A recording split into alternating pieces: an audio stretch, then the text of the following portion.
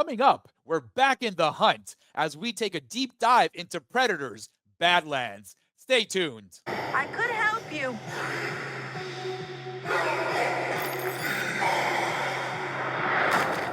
Well, good luck with your journey.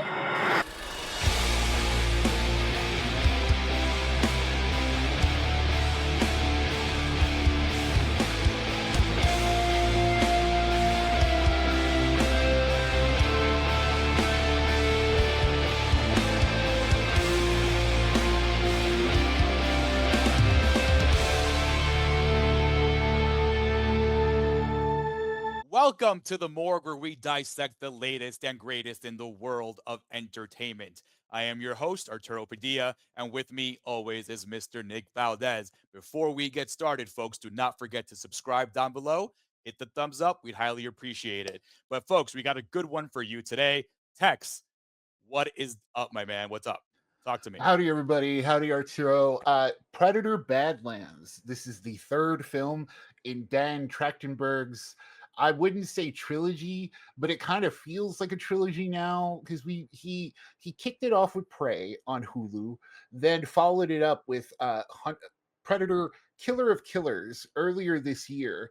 And surprisingly, in the same year, we have Predator Badlands now hitting theaters. And they are three completely different movies, but I think we won't get into spoilers here, of course. It's not how we do things at the morgue. But I think by the end of Badlands, it's all starting to take shape into I can see where this kind of goes next, right? So getting into this, Predator Badlands follows a Yautja named Deck, who, after being declared as the weakest of his clan, And the smallest of his clan, too. Yes, yeah, he's the smallest predator alien that we've seen in this franchise to this point, especially when you compare it to some of the ones we've seen in Killer of Killers, and especially Prey, the other live action one that we like. They were big hulking beast kind of monsters, like very muscular, and now we just kind of have a dude. And but yeah, he was going to be killed by his father. Some stuff happens, so he decides to head to this death planet called Genna, where he's going to hunt the Calisk, which is like this monster that even his dad couldn't beat. And taking the head of this monster would help prove himself to the rest of his clan and prove himself not weak. But on the planet there, he meets the synthetic Thea, who played by Elle Fanning, who is from the Weyland-Yutani Corporation, which we've seen in all the promotional trailers and stuff. So it's a bit of that alien world kind of interconnectivity there, and she's there for her own things. And through the movie, that's basically the movie from there. And so, Arturo, let's start with you. How are you feeling about Predator Badlands? Going into it, super hyped. They start off with an action sequence right off the bat to get you right in the mood to party.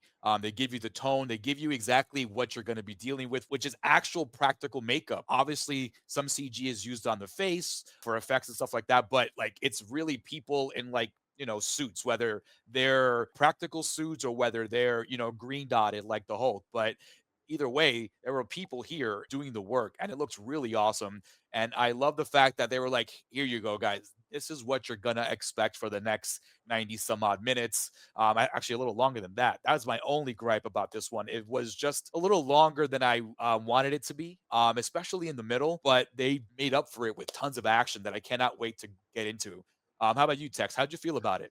Yeah, I'm in the same boat. Like I was really hyped for this, because we've gotten two great Predator films out of Trachtenberg. He clearly knows what he's doing at this point. He knows the Yautja inside and out as like a lore, and we get a lot of that here. We get a lot more. Like if you watch Killer of Killers, you saw their home planet, and you saw like, oh, okay, so this is what they're dealing with here. And in Badlands, we get a little more of that in live action, which is cool. Like it's cool to see all that stuff continue and come to fruition. And through Deck, like this is kind of like I think the biggest thing you can say just from the outset is like, the rating, right? So you see a PG-13 Predator and you're like, oh, what does that mean? And first, if you've listened to any of our coming attractions, we might have talked about this, but PG-13, we thought it meant, oh, okay, because there's no humans. It's gonna go the Samurai Jack route. Like we're gonna get lots of cool action, but Yeah. it's blood. Your predator can kill things, but instead of blood, it's gonna be like goo. Yeah, And like alien, gooey kind of blood, yeah, yeah. Like nothing Yautja red, blood, you right? know? Yeah. Yes, yes. And Yeah. so you get a ton of that here. Like thankfully that's the case, right? Like you Yes. get a ton of that, you get a cool ton of violence, you get a ton of action scenes, the kind of stuff that you would hope to see. But with the PG-13 tone, I think that's what's going to make it or break it for a lot of people. I think it's a whole new direction for this franchise, and I think I personally dug it, but like you'll notice it in terms of like there are a lot more jokes than you would kind of expect to see. Yeah. There's like an animal sidekick that shows up, at one point, and it's like and the animal sidekick like has some moments where you're like, oh, okay, like it's going to be that's the stuff that's going to divide people. I Yeah. Um, personally, I liked it though. Like that stuff I really liked, but it is a turn away from that traditional science fiction horror intense bend with Predator. yes, I agree. And Tex, you said it best off the air before we actually came on here to chat about this. You mentioned it's legit a family Predator movie. Yeah. And that is exactly what it is, because even the narrative that we get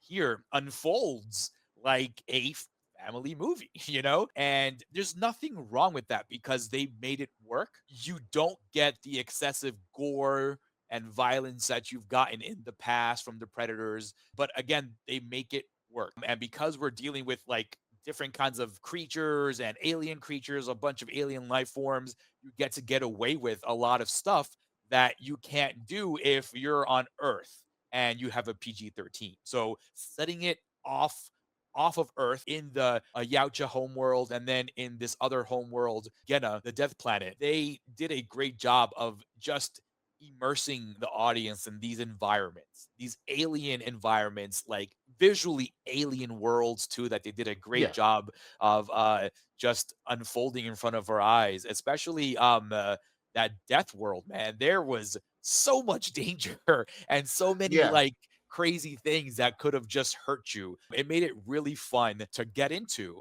And you didn't like at the end of the movie, an overall thought is that you didn't really need all that gore. You didn't need the R rating to make this movie successful. They made it work with PG-13, and that's because of the narrative that they had here. But that said, that narrative could have been a little shorter. The movie, in my opinion, starts getting super sluggish and lags a lot in the middle there when they're trying to kind of develop these characters and get their Yeah. relationship going, right, Tex? Yeah, and I think that's the issue with having an inhuman protagonist and even no human characters in it overall, because they give these things human characteristics to tell that story. And through Deck, especially, like shout outs to a suit actor, Demetrius Schuster Koala Montangi. I hope I pronounced that correctly. If I didn't, apologies. But like Deck himself is really well done. Like in terms of just like in terms of that performance, there's a lot of great physicality there. There's a lot you can see in the eyes. There's a lot they do with the eyes that you kind of have to. But that's the thing. It is kind of a ceiling. There's only so much you can do with an actor who Yeah. is restricted by so much. Deck is given as much personality as this movie can, and it's very well done in terms of like making sure it hits and making sure you like him. And that's part of the PG-13 tone, right? It's giving him like these kinds of additional layers of like, oh, he's not a serious killer who's trying to get revenge on his father or try to get back to his clan. Yes. He's like, no, he thinks like he's starting to form his own clan, and that's kind of the PG-13 story. Is like, oh, I don't need your clan. Here's my Yeah. found family. Like Yeah. it's full on found Yeah. family trope, Yeah. and Especially Tex made a great point because that is the key, right, Tex? yeah, That's the key to kind of getting this on that PG-13 side, making him almost human, right? Making him the most emotive Yautja we've ever seen on screen, not including Killer of Killers because that's totally animated and it's different. You can do a lot of different stuff there. Right. But And yeah. cinematically and theatrically, Deck is the most emotive Yautja we've seen. Yeah, like switching him over to being the protagonist comes with its downsides, and that's kind of what it is. There's a ceiling to how much you can do, especially when you have Elle Fanning in there, who's she's playing two characters. She's playing this set of synthetic twins, and you kind of, if you have any experience with the Alien franchise, you kind of already kind of have a thing with synthetics, right? And so this film, it's doing its best to like be outside of that and be Yes. like, okay, just if this is your first time ever seeing a synthetic character and seeing a machine person, they kind of make her special by like giving her emotions. And that's like, that's not really a spoiler, that's part of her characterization here. And that's what I'm saying when it's like, okay, it adds all this stuff as much as it can to like push Deck to this level, and to push like it's doing as much as it can without humans in the story. And Yeah. like, and Yes. that's but But that's the ceiling, is that we've eventually you cannot connect to it at a certain point. we've seen this done in a way before. We haven't talked about it here on the Morgue, but Alien Earth kind of gave us some more insight into these synthetics with more personality than the Davids and the Bishops and Ash in the first Alien. We've seen these synthetics be very menacing, just very not one note per se, but just heels, right? Just Yeah. villains, bad guys. So now in this one, like Tex was bringing up, they had to add a layer of humanity and whimsicalness to this synthetic and to Deck as well in order for us to kind of get this relationship solid, because in the middle of this movie, it really felt like a violent nature where you're just kind of walking around with a monster and just Well, kind of the just doing random things well for the a little thing bit. with the thing with that is, I do agree, but also it like I do agree it slows down, but also I that's the movie. Like it's this dude trying to survive on this planet, and I think maybe it spends a little too long like exploring the little different environments throughout the planet. But it's also hard to fault Trachtenberg, because he's creating a world, and you clearly have all these ideas. And there are cool ideas, like you have like blades that, or glass that like it's leaves Glass, that's clear, yeah, like glass knife grass, blade, right? yeah, like it's knife blades basically, like blade grass, like it's just Yeah, sharp grass and legit stuff like blades that. of grass, right? Yeah, exactly, that's exactly what it is. But like you see all this stuff pay off towards the climax, and you're like, oh, okay, this is why you spent so long like exploring your environments and explaining what these things are and explaining what these do.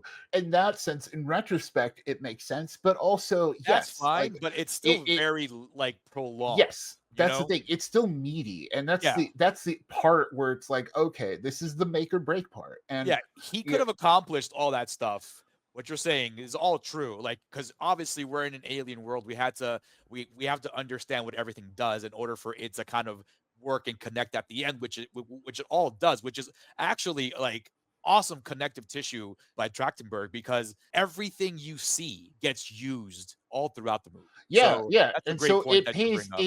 it all pays off. Yeah. It's just like Arturo is saying, it's meaty. And that's the thing. It's like maybe he could have accomplished that quicker. I honestly don't know, because that's the Also, thing. Like, because to me, the movie is the hunt, and the movie is yes, Deck but figuring like, out this. Like, it's just I think where the bloat comes in is the Wayland Utani stuff. yes, To be honest, bingo. That's exactly what I was going to say because the deck stuff works because you as a viewer and knowing the alien slash predator franchise, you understand how these Yautjas work, right? They're not yeah, very communicative. They're just hunters, right? So the deck stuff, it works. It's exactly what you said. When you get into the Thea and Tess of everything, right? Everything gets a little bit more convoluted. You know what I mean? So yeah, they have to yeah. kind of go into a little extra explanation here, a little bit more off-world stuff that isn't Yeah, on the dead planet.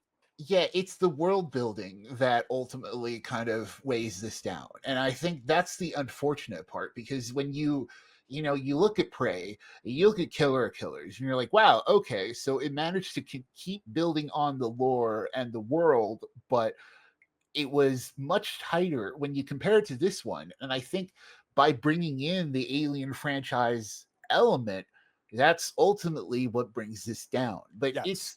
this is all to say, like, compliment sandwich goes back around to like, yo, like, I still had a great time.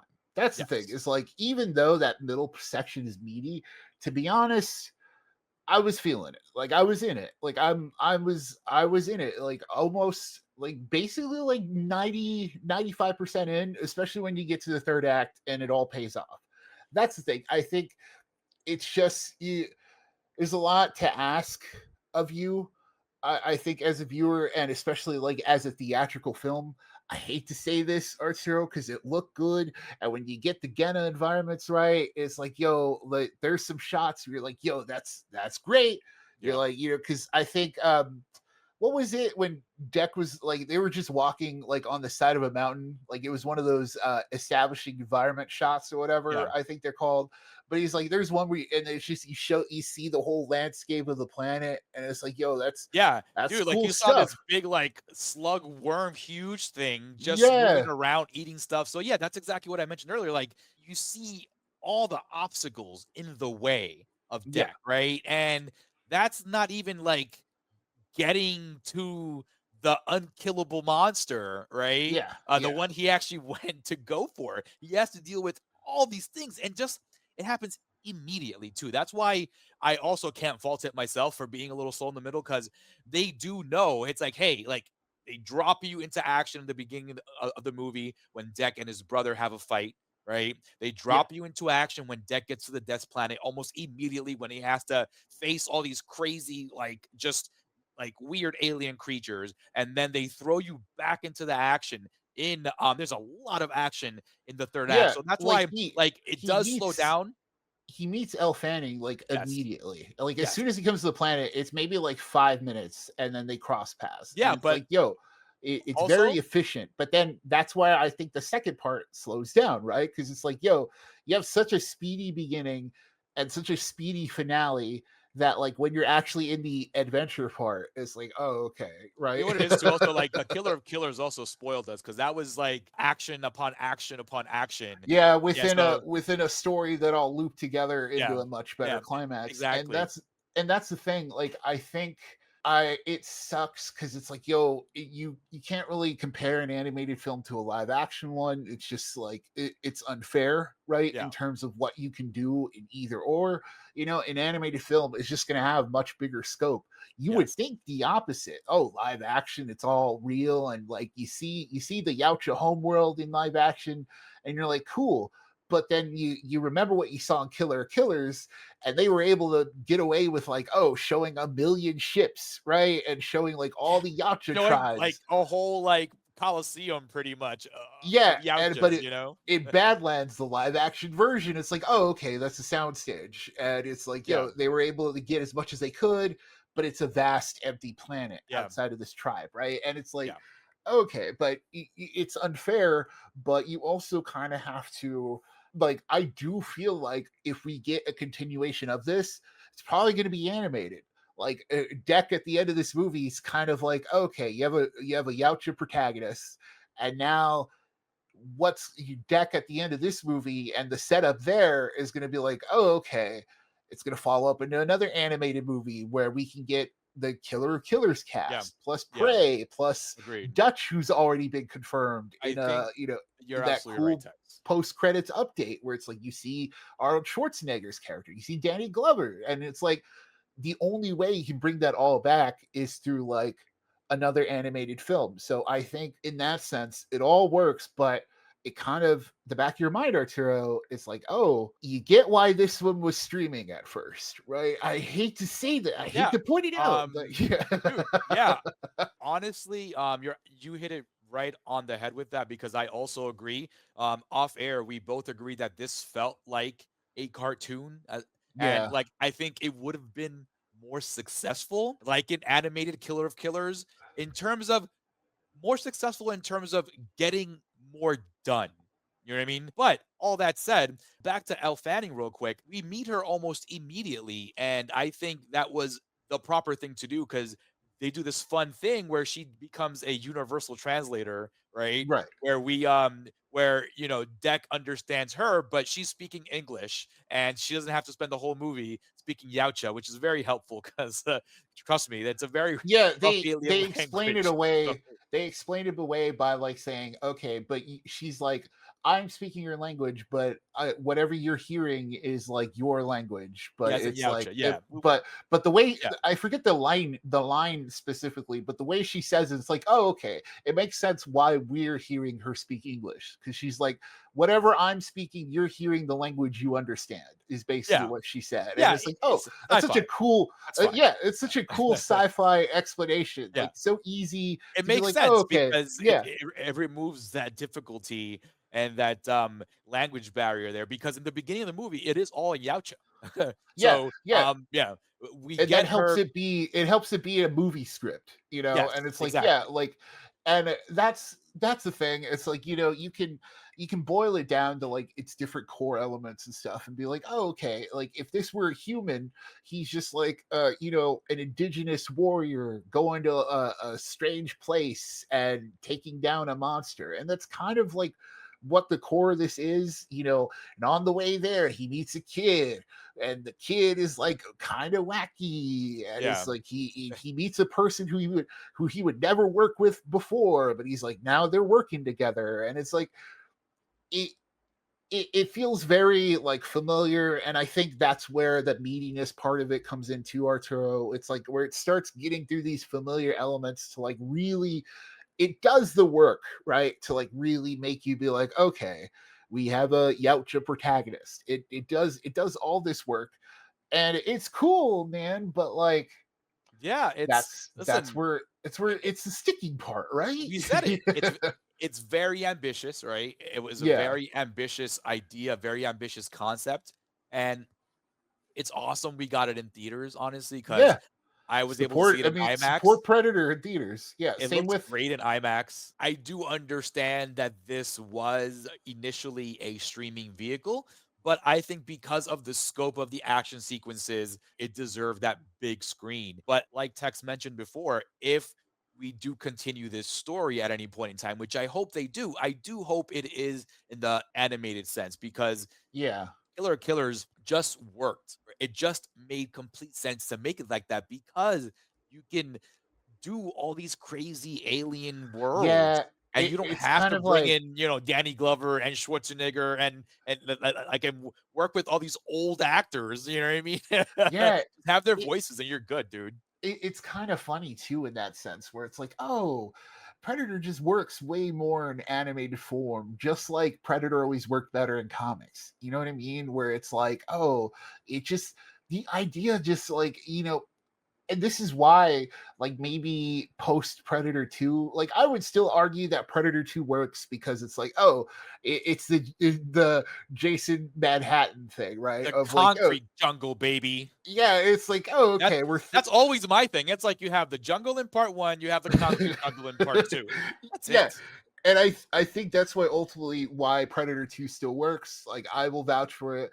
But then you got like the Robert Rodriguez take, you got the Shane Black reboot that just didn't work.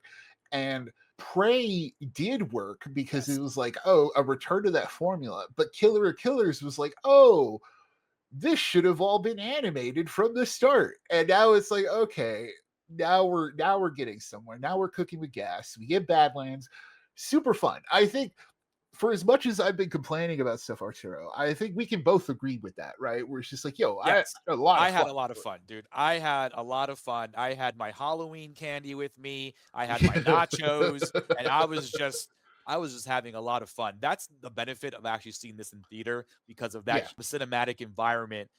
It gets you into that fun mood. And I'm glad I watched it in IMAX because let me tell you, aside from the crazy alien worlds, the action that we got, I just want to kind of talk a yeah, little bit about these really, really awesome action set pieces that we get here all throughout the movie. And that's what always brought me back in, right? Especially in that second act where like there was all these lulls. They did have these moments of just quick action that were like, oh, wait a minute, we're still in here, we're still working. yeah, And I really like the fact that they just kind of went balls to the walls with it, dude. They went all out in terms of what we saw. That's why I was shocked right when the movie started that we got Deck and his brother just fighting it out. Because also you guys will see right off the bat, Deck, in order to get his invisibility cloak, the camouflage that these Yautjas all have, he has to go through this journey. So that's also one of his goals, is to get that cloak that he's missing. So everybody else, every other Yautja that he's facing has these cloaks, and he's like, I just want my cloak, man. So Yeah, that's a huge it's part of his journey as well. And I think yeah. they did a great job of keeping us engaged with those little tidbits of detail that the Yautja need, like the cloak. I thought that was just something they Yeah, got no, they automatically, right? That's so cool. that's what I'm saying. Like this was complimenting about the previous films that he's made. It's like, oh, he's done a lot for Predator lore, and for anyone who really likes the Predator world, like there's a lot of that stuff in here. Like there's a lot of cool cultural stuff within the Yautja that like Deck confirms, and like a lot of the mentality you get into, and so having one of them as the protagonist helps in that regard. It helps in that sense. But once again, it's the Wayland Yutani part of it that kind of weighs it down. It's the when you throw in alien lore on top of that, it's like, oh, okay, it was a lot cleaner when it's just Deck going on his Yeah, thing. But then I yeah. also understand that you couldn't just do that. That's the other thing too, right? You couldn't just have a predator going on a hunt to hunt a monster and then I killing the mean, monster. Maybe you could, not for a big screen presentation. That's yeah, the thing. exactly. Like for VOD or an animated, one off, Yeah, yes, if it you was could an have done animated that. movie, I could see that But working. But all that said though, Tex, I do think the addition of the Utani synthetic definitely adds some yeah, spice to the mix, yeah, because because we're eventually getting that crossover. Like yeah, yeah, Trachtenberg is going to absolutely. give us, and honestly, dude, it's probably going to be animated. We're probably going to get a I hope big so. I hope animated so. Alien versus. You know what sucks too is there was like an animated Alien versus Predator project in the works. There was like a full anime series that they were going to make that got canceled because it was amidst the whole Disney Fox buyout thing, and it was one of Yeah. those things that just kind of fell through. So like we could have had this before, but I think that's what it's all leading towards. I think we're getting a full like animated Alien versus Predator thing, and this is how it starts. It starts by once again confirming that they're in the same universe. And Arturo said, it does a lot. It having her here does a lot, and you get a lot of that. But also for what it is, right? You got to get back to the main component. It's a lot of fun, but you just got to know that Also, there's a big chunk in the middle that's like, yeah, like I keep thinking about that big chunk in the middle because honestly, that's my biggest gripe. So I keep yeah, breaking that down. And like Tex mentioned, like it is a necessary evil, as they yeah. say, or a you gotta eat the Because salad because yeah, because with it pays off, dude. It really does. not Yeah. only that, but like without that sluggish portion, as I call it, you wouldn't get that PG-13 layering of a character that Deck Yeah. turns out to You be because yeah, you Thea. wouldn't care about Deck. Like Yeah, the third exactly. act Thea would is the not one work. that helps him become more relatable throughout the Right. story because of Thea and because of the conversations that unfold throughout. So yeah, it was a bit slow for me, but it was also this really awesome layering that you're like, holy shit, they made this character a real character, not just a predator, not just this antagonist that only knows how to kill. We actually get a character that is surprisingly sympathetic and empathetic and just Yeah. learns to love. Yeah. You know what I mean? it it works. It's fun. It's Yeah. just yes, you just have to know about that middle part going in. I still So want to see Predator takes Manhattan though, guys.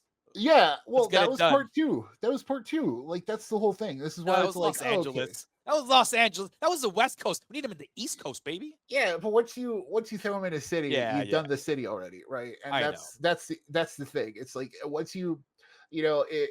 I get it, right? That there are only so many predator ideas out there, and this is one of them, and this is a unique one. So I will say that.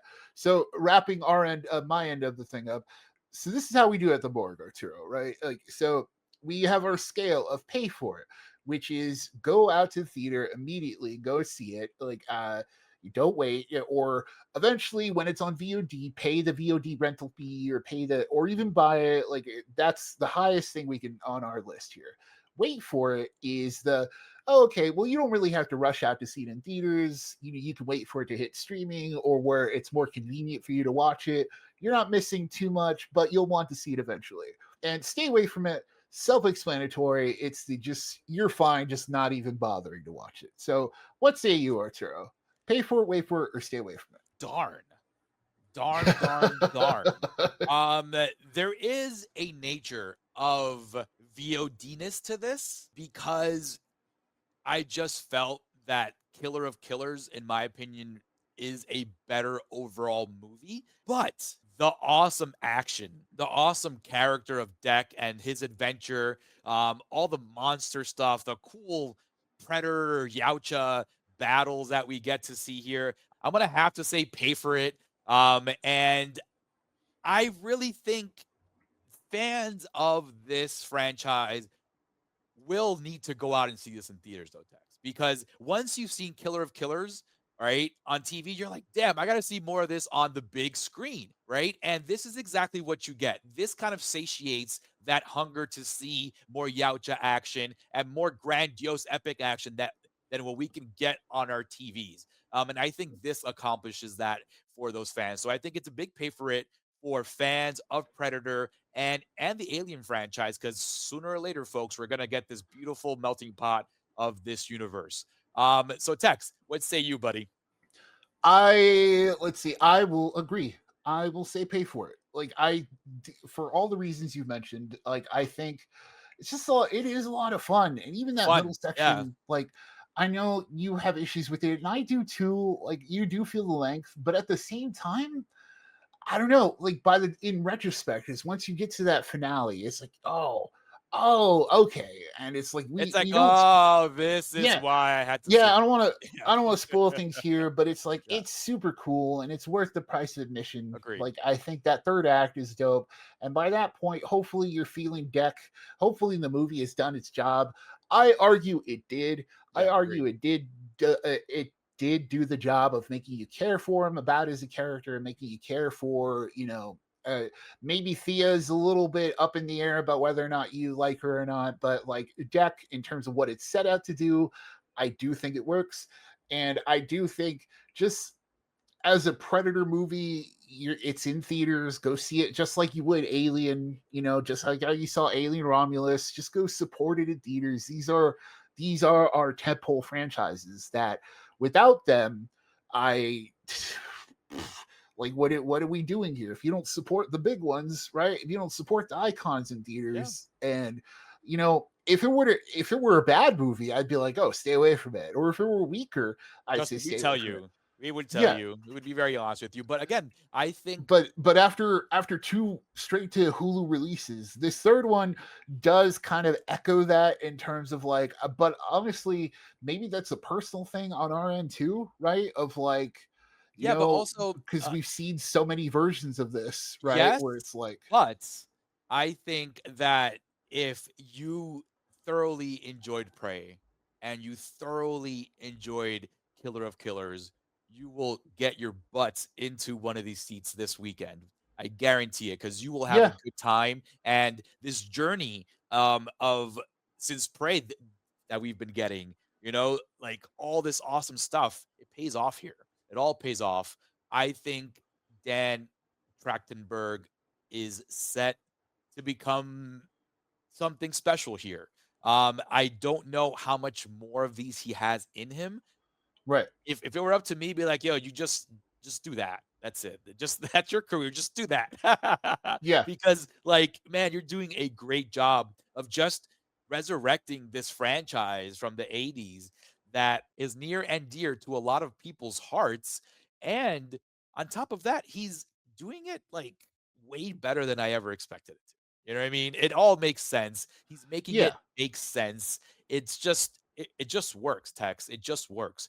And folks, I hope you guys are enjoying this trilogy that we got here, because it's something that we never expected to see, especially when Prey came out all these years ago. And we were talking about it here on the Morgue. Go check out the archives for that. We were saying how, wow, this just works. Why don't they make more of this? Right. And here we are in 2025 seeing more of this. And that is exactly what we wanted. And we got it, folks. So go out there, go buy a ticket for this movie, go enjoy the hell out of it. If you haven't seen Killer of Killers on Hulu, go check that out. What are you doing, folks? If you haven't subscribed to the Morgue, what are you guys doing? Hit that subscribe button, hit the thumbs up, hit that bell. That way you know exactly when these videos drop. All right. And one last thing, folks, remember, it is a scary world out there, but we are here to walk you through it.